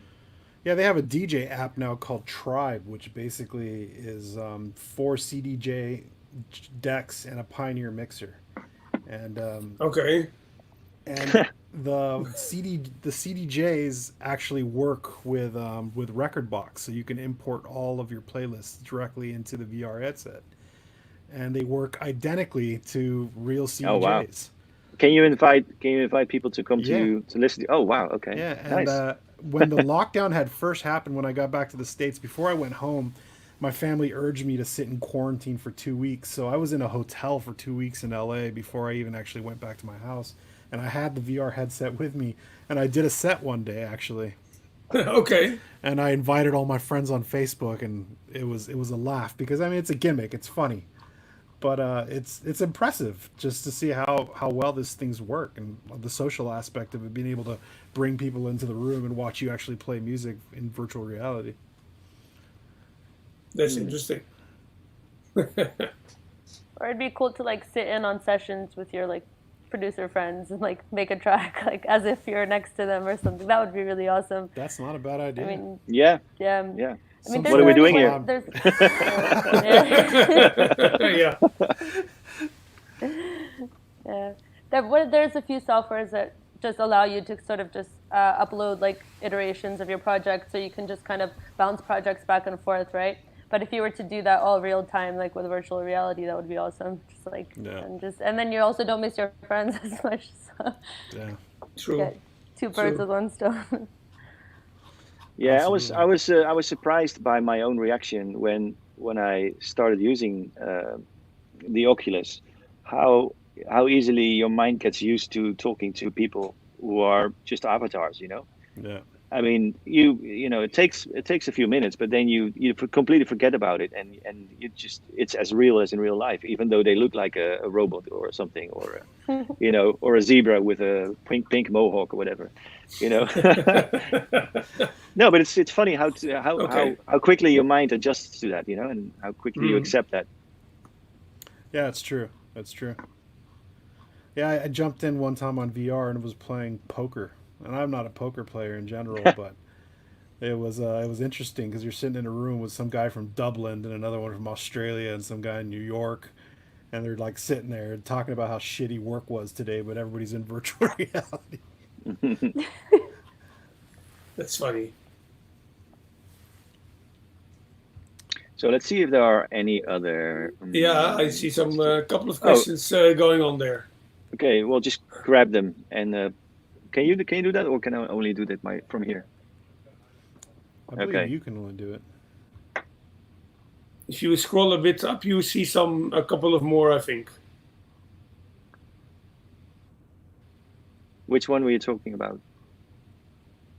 Let's see, there's one from a guy called Renat Rudivic, who wants to start a modular with Rex, and he basically asks what he would need.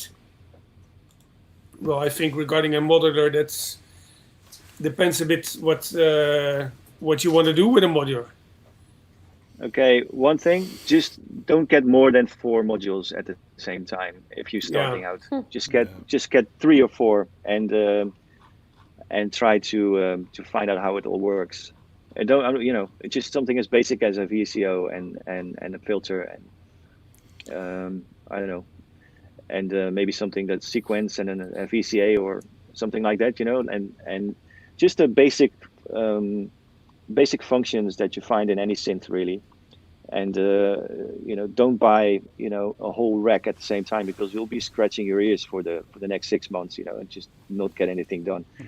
So just take it one at a time. One at a time is fine, you know. When you really run out of ideas or get stuck or whatever, you can buy another module. But that's I think that's my advice. Don't throw yourself into something you can't learn at the same time, you know. I think the only advice that I would give, and this is just learning from personal experience, is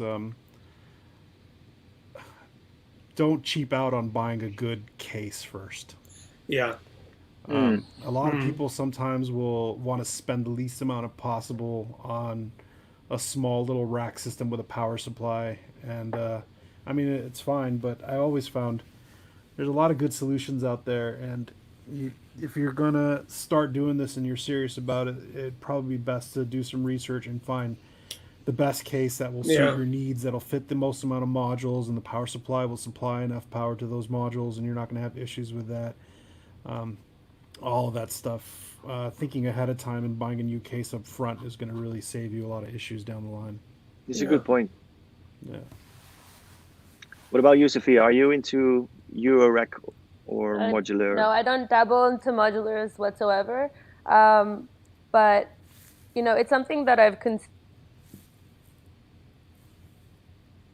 Here we go again. Yeah, I'm pretty comfortable with where I'm at right now, I guess. I don't really feel like I need to expand creatively. And when I need that extra, like level of then because otherwise I feel like you could just get stuck in this infinite loop of sounds, and then you're not true. really creating output. But I'm very fascinated by it, and I have a lot of appreciation for people who do it, especially ones that really like perfect it as a craft. But I'm just personally like I haven't dabbled into it enough, and I think when I do, I would want to get into it properly. Otherwise, I have so many friends who've just bought so many modular pieces, and I feel like it's kind of a bad investment, because there's one piece of synth that you could buy that would give you way more, that you could generate way more from it and be productive with it versus, so I'm not the best person to ask for modulars, I guess. Yeah, it's definitely a time and money vortex. Yeah, absolutely. When I started modular, I thought like, okay, I'm first gonna buy a synth with a type of synthesis that I don't have yet. Oscillator-based synths, I have plenty here. FM synths I have as well. So I wanted to buy something that I don't already have in another form, and that has really helped me as well. Yeah, absolutely.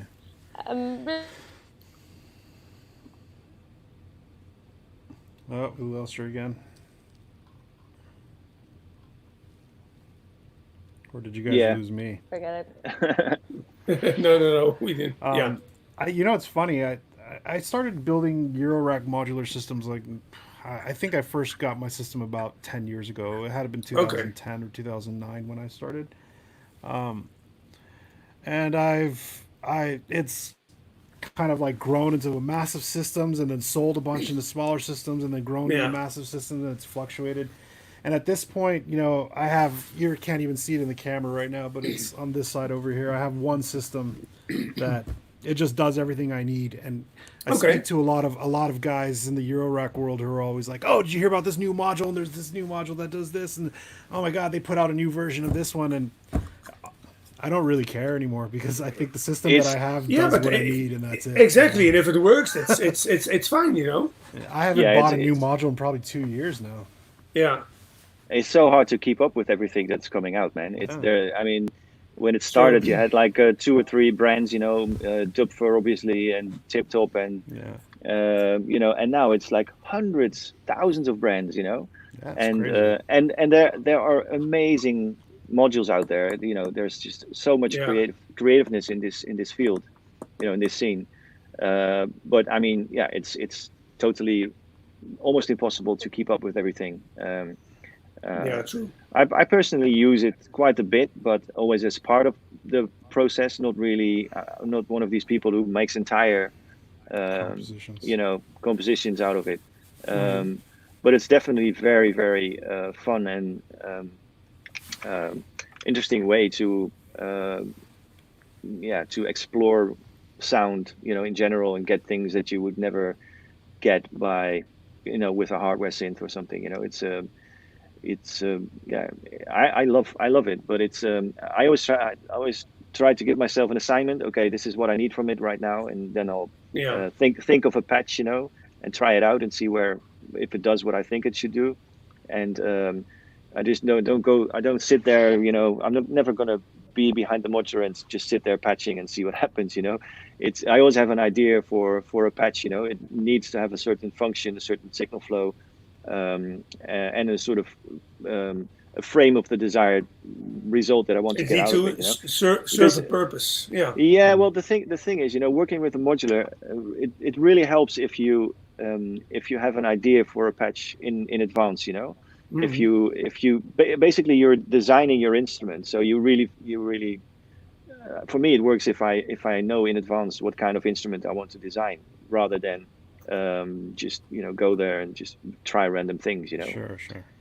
You can say, okay, now I want to do something crazy with in percussion kind of area, or something with, bass and drones and stuff, or maybe something with treatment of samples, or I mean, I think with some of these people who are really, really highly, very talented in this field, like Richard or Colin, I think it's amazing, absolutely amazing what they're doing, but just don't have the brain for it. I don't have the head for it. I'm too impatient.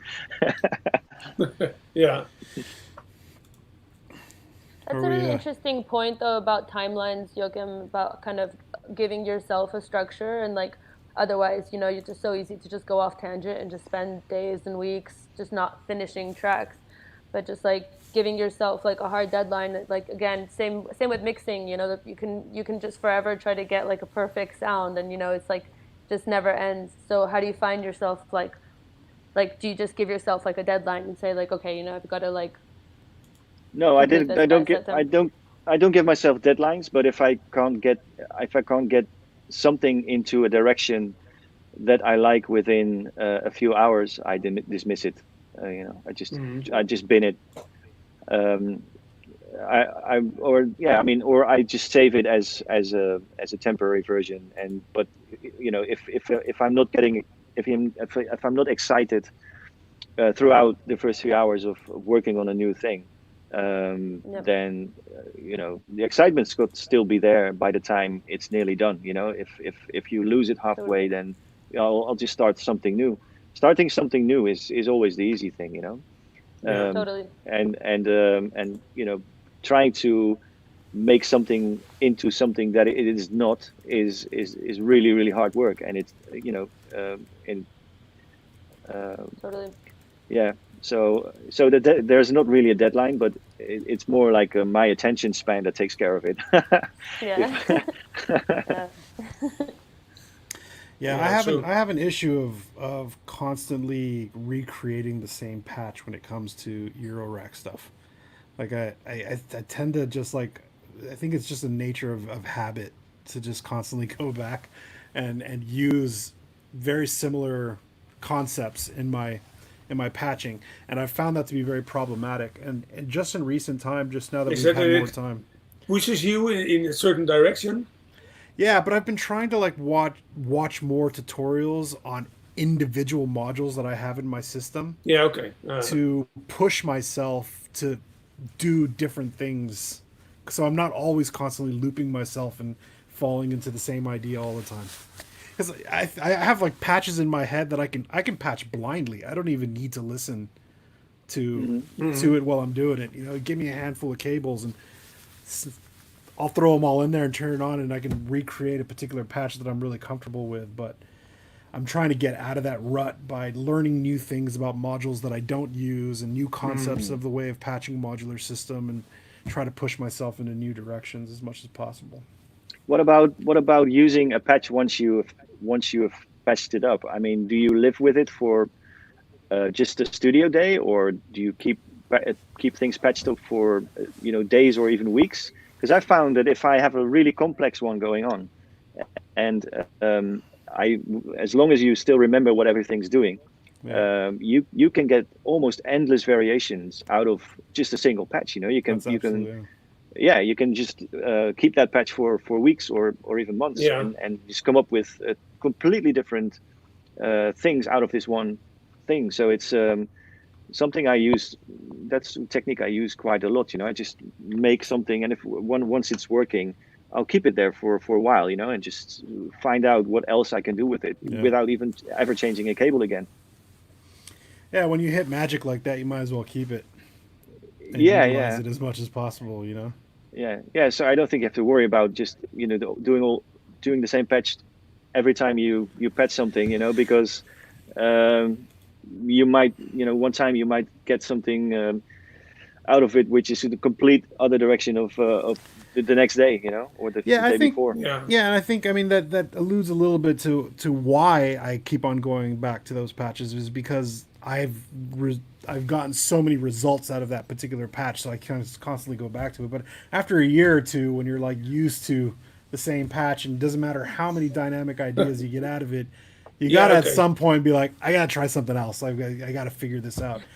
And I don't know. It's just something I've noticed recently when I was patching something. I was like, well, why do I always do it this way?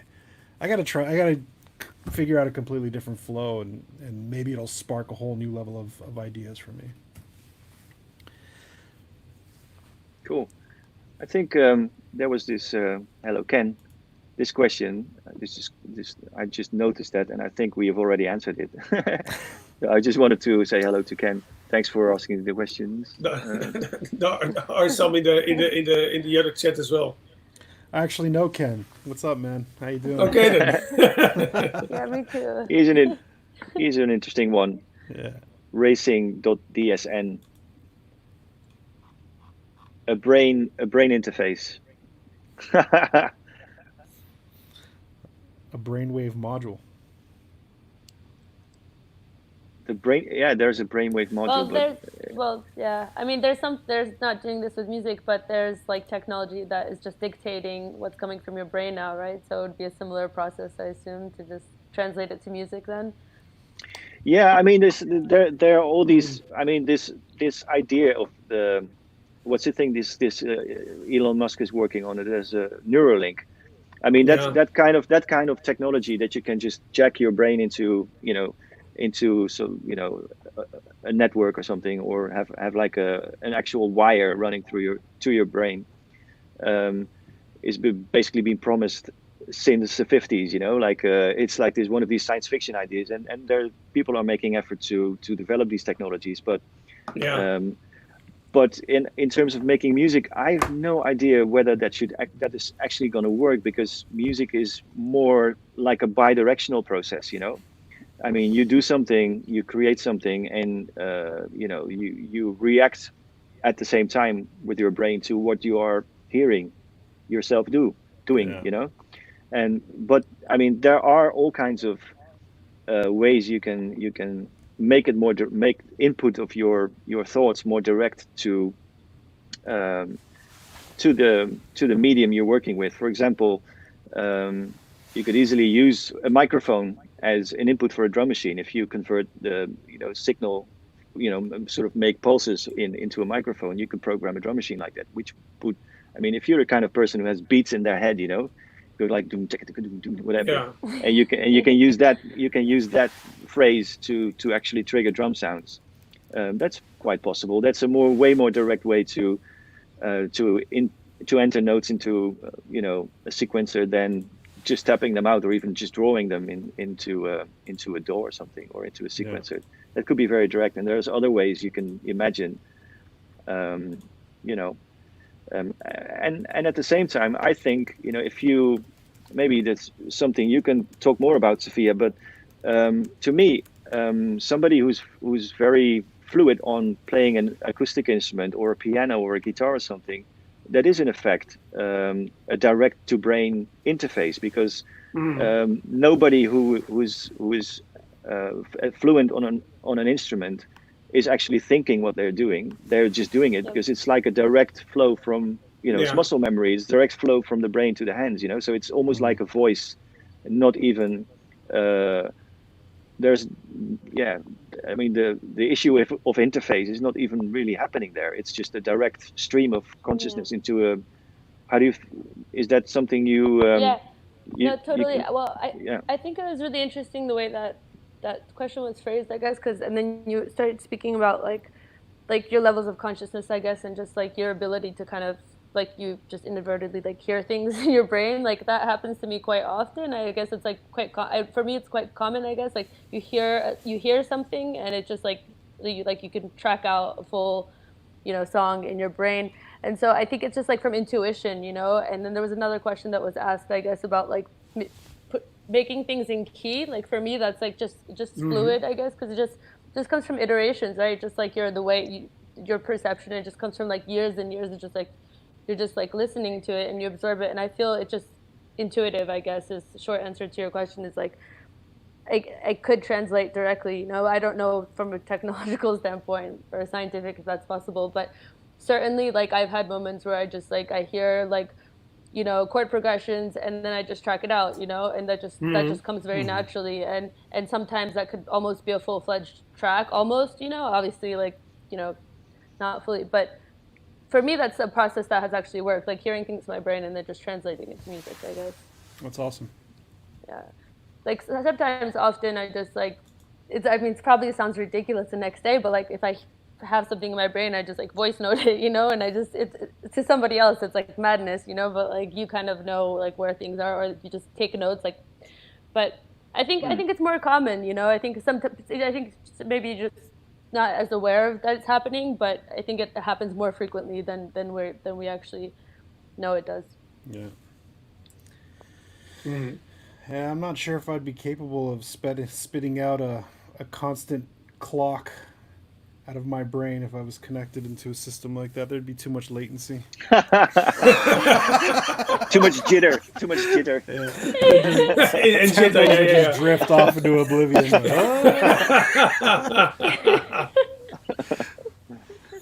Oh, fantastic. Yeah. Well, I got a question for you guys, if you don't mind me asking. Sure. Yeah. Is there a particular piece of gear that is out that you currently don't have, that you are currently lusting over, that you'd like to obtain or use or utilize somehow in your production? Pulsar 23. Yeah, I wanted to say the same. Yeah. Oh, shit. Yeah. It looks like they win over there in Russia then. A couple of months ago, I just got their Lyra 8, their synthesizer, and I love it. It's very unpredictable, but I love it. And if I see what the Pulsar 23 can do, that's also highly on my wish list for sure. That Lyra 8 has one of the most interesting envelopes I've ever used in my life. It's on or off. A large knob just for 2 different settings. Anyway. Yeah. What were you saying, Joachim? Yeah, I just really like the approach of all these Soma Labs instruments. They're very playful and very unusual, but just a lot of fun. And the sounds coming out of these things are just incredible too. I really like them. Very cool. Yeah. And I saw yesterday he's working on yet another new synthesizer thing.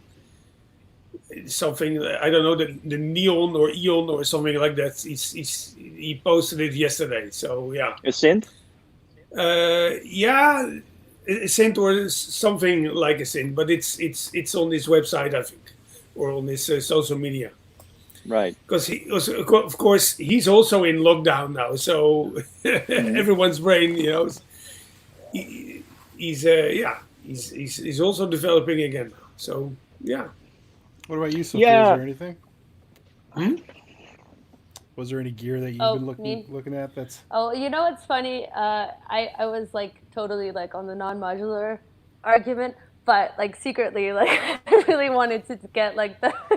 Okay, this is where the truth comes out. The Erica Synths like modular rack, the black system too. Yeah.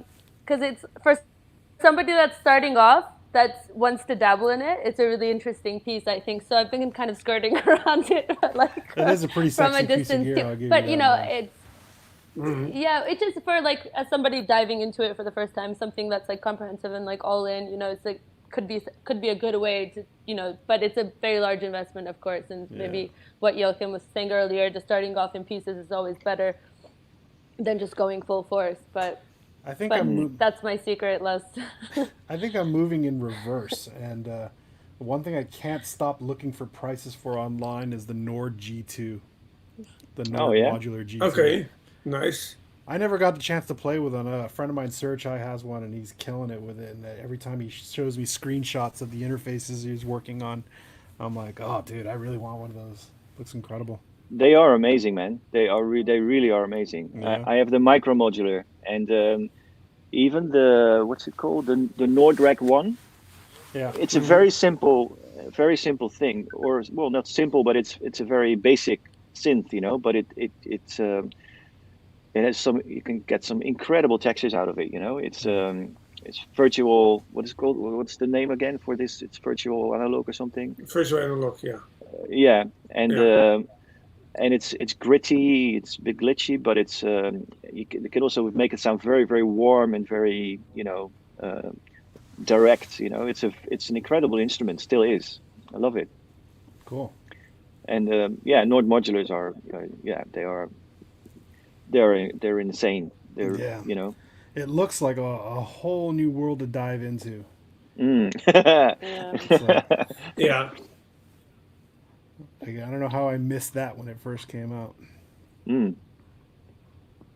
Yeah, people in the comments are talking about Buchla. That's something I'll get into when I'm retired, people.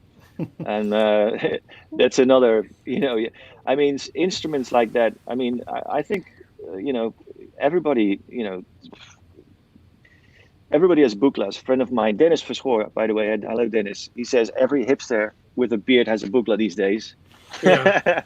And, I have a beard and I have a Buchla back here too. So. yeah, you have the music easel, right? Yeah, that's the easy Well, one. that's Okay. yeah, okay. Well, that's not too bad. But if you really get into the massive, the 200 The series or 200E whatever, series, yeah. yeah, that's something you have to spend a year with, I guess, before you even, start to understand what you can do with it. It's so powerful.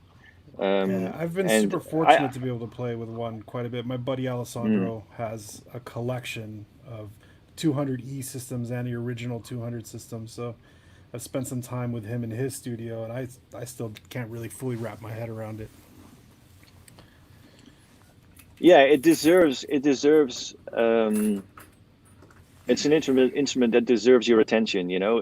You have to really dive deep into it, and spend shitloads of time with it to justify the purchase. You know what I mean? Um, but yeah, maybe someday. Yeah. Got my beard already, so I'm qualified. That's already one Like thing. that, Yeah. that's Somebody in the comments section called me a typical LA hipster. I'm cool with that, man. Okay. But the easel is a serious machine. It reminds me of the EMS Synthi in terms of sound a bit. It Yeah. has this sort of rocky, um, you know, not I wouldn't say dirty, but it's very industrial sounding. I love the sound of the easel. Never got one, but yeah, that's a beautiful instrument too.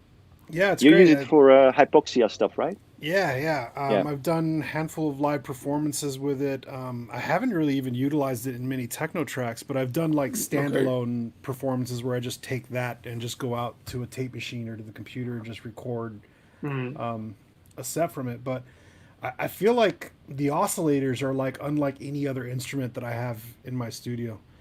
Like Yeah. especially when you start getting into the low registers, you get this very almost kind of like a brassy Mm. baritone kind of rumble and texture to it, and it's a beautiful instrument, and it plays well with my blue sky reverb as well. Oh yeah. Yeah, you could easily do an album or even several just using that machine and a blue sky, I guess. Yeah, I saw Surgeon do a full live set with just the Buchla easel once here in LA, and Mm. I was surprised how well he kept it like entertaining for an hour with just a single patch and being able to morph and continuously like build on it over time. Mm. Is it hard to control, or are there any unpredictable things that can happen when you play it? Yeah, I mean it does have some rather unpredictable like randomized clock features that you can spit out of it. I mean, you can easily get into like the Morton Subotnick realm of just like, constant evolving time signature changes, and the gates on it and the envelopes are very percussive, so you get these really kind of like almost like rim shotty type sounds out of it, and it goes for a long time, but I seem to not be able to keep it that interesting for more than 30 minutes before I have to wipe the entire patch out and start over again. But I was just really impressed by how Surgeon was able to continuously manipulate it over an extended period of time. Mm. Nice. Yeah, it's an instrument I've looked into. It's a very cool thing, but um, it reminds me. I mean, maybe I'm wrong, but it reminds me a little bit of the Synthi, and I've had a Synthi for 25 years, and I still get so much things I've never heard out of this thing. You know, it's an endless. It's so deep and so endless. You know, so you know, and that provides the kind of textures that I would, you know, want to get from an easel. So I'm just holding off now. Well, shit. If I had a Synthi, I think there was a lot of things in the studio I would no longer need anymore. I've always dreamed of having a Synthi in my setup. Yeah, they're incredible. Yeah, it's an incredible instrument. I heard they started to rebuild them, like one-offs recently. EMS themselves. Yeah, there are these knockoffs, you know, like Erica Sins that did an Synthi inspired instrument. And there's from Germany another company that also makes them, but ships them in a pelly case now. Let me try to look it up, because it's I also find the Synthi very, very interesting. Well, but if they are reissuing them, Mo, they must be ridiculously expensive, you know. Absolutely. They're gonna Also, no, I think it was starting in the 10K range, and I remember that there was a waiting list for it, and sometimes the waiting list would be like 5 or 6 to 7 years just to get one built for you. Yeah. Someday, in a distant dream. Someday, yeah. Well, when you ever make it over here, Mo, we should have a go at it. Yeah, as soon as I'm allowed to get back on an airplane again. Fingers crossed. All right. So anybody?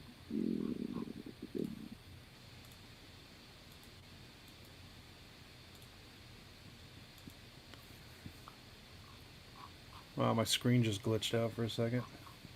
Are we hitting the 2-hour mark now? Something like, I think so. Yep. Yeah. Wow.